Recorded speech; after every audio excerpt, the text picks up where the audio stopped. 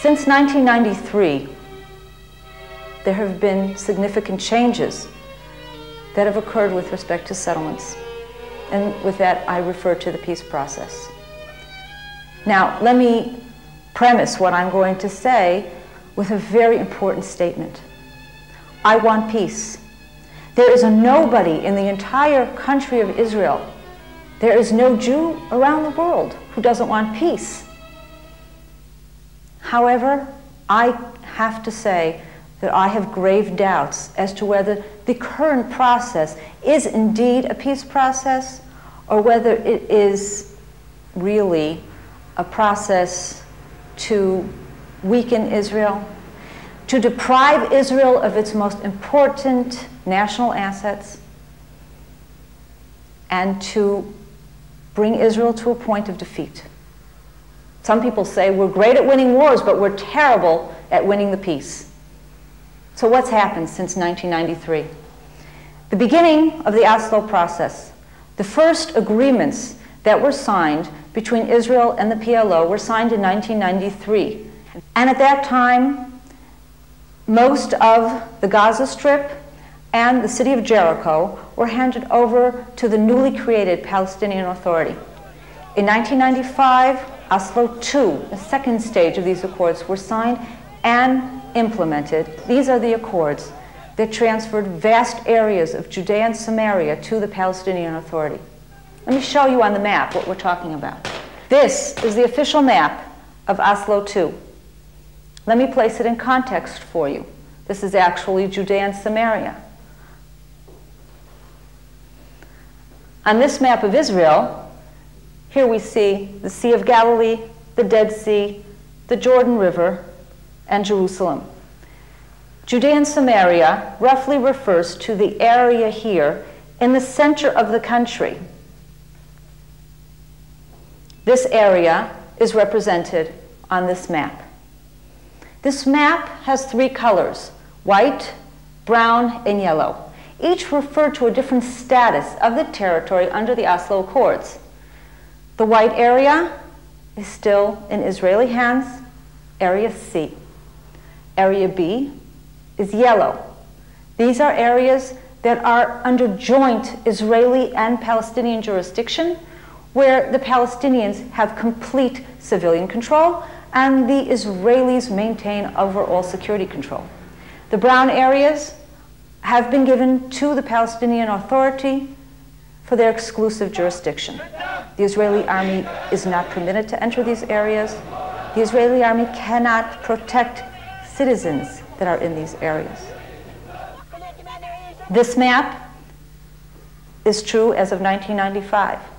Since then, there have been a number of agreements that have expanded the Arab jurisdiction and limited Israeli jurisdiction in this area. For example, in northern Samaria, these large areas of yellow today are almost entirely brown. What that means is that most of northern Samaria is already in Palestinian hands. As the Y agreements of 1999 begin to be implemented, further areas, as we move from north to south, more of the yellow areas will turn brown, more of the white areas will become either yellow or brown. Today, there are close to 160 Jewish communities throughout Judea, Samaria, and Gaza. We're talking about close to 200,000 people living in these communities.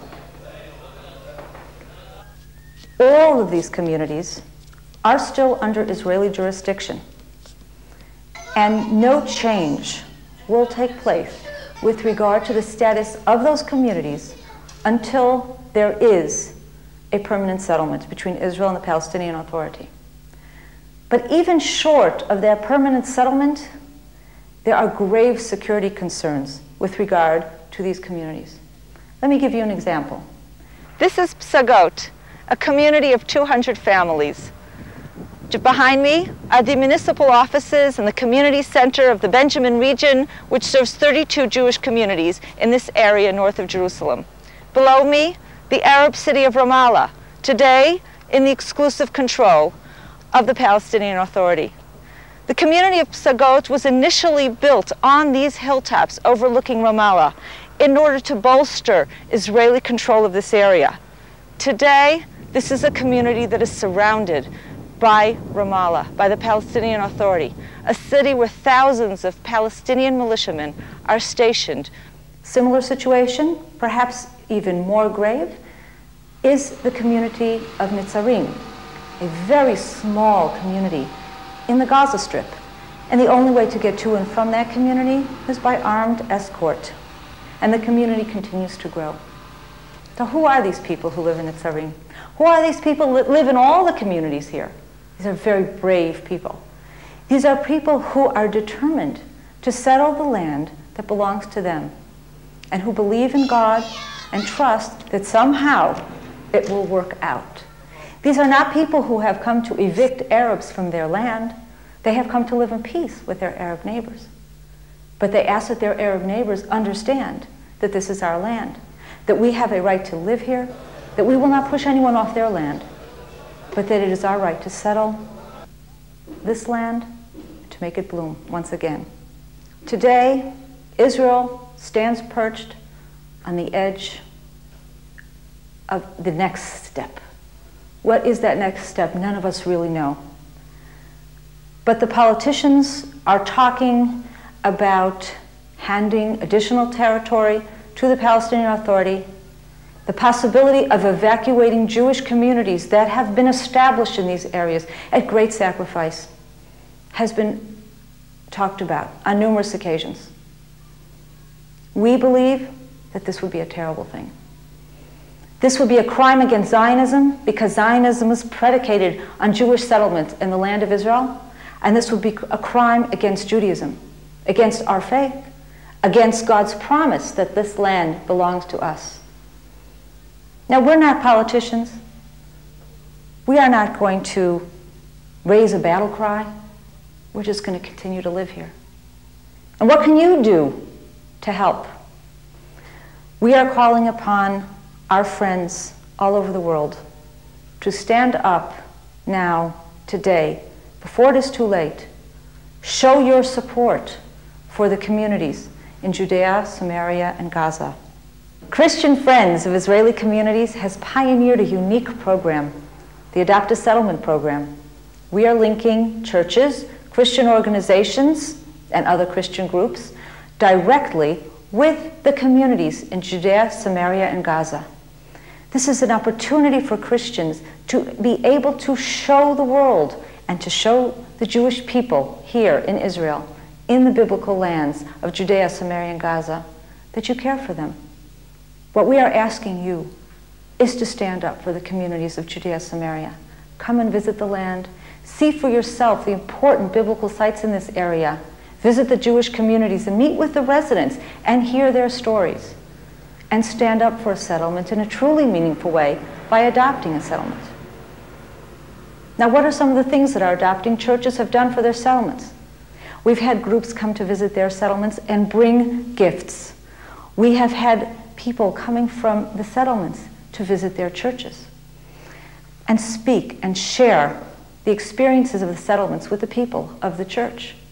What we're talking about here is not just supporting the settlements, but a whole new idea, a connection between Christian and Jews, a connection that is built on friendship and support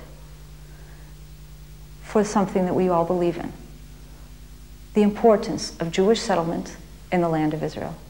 On behalf of the Jewish people of Judea, Samaria, and Gaza, the people who have created new life in what was desolate and barren just a few decades ago, I am turning to you, our Christian friends, and asking you today, more than ever before, we need your help, we need your support.